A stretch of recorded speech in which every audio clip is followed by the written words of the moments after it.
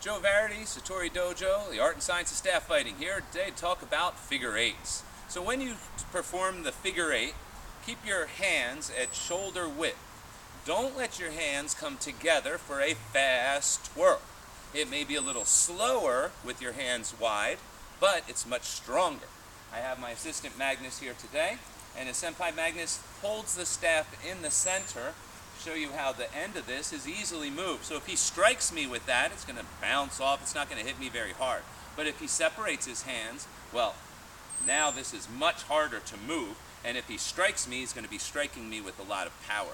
So the figure eight, the first use of the figure eight, is as a flurry to hide your strike. If I simply struck Magnus with a number one, he's going to block that strike. He sees it coming. However, if I throw it into the middle of a flurry, I have a much better chance of landing that strike. Now, second, we can use that figure eight to avoid being tied up.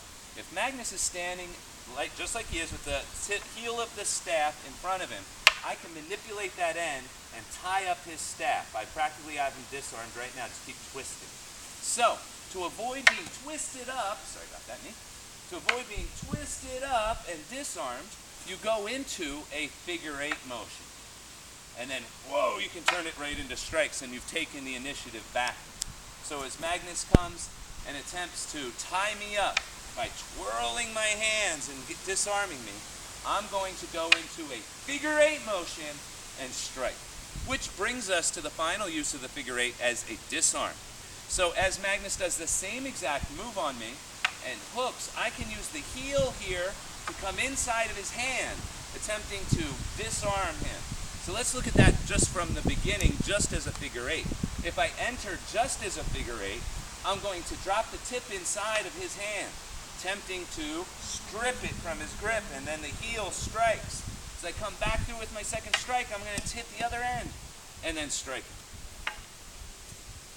So as an entrance, block, strike, as a complete stripping disarm. One last time. 1, 2, 3, 4. Each one of those would strike the hand, ideally crushing a thumb or finger.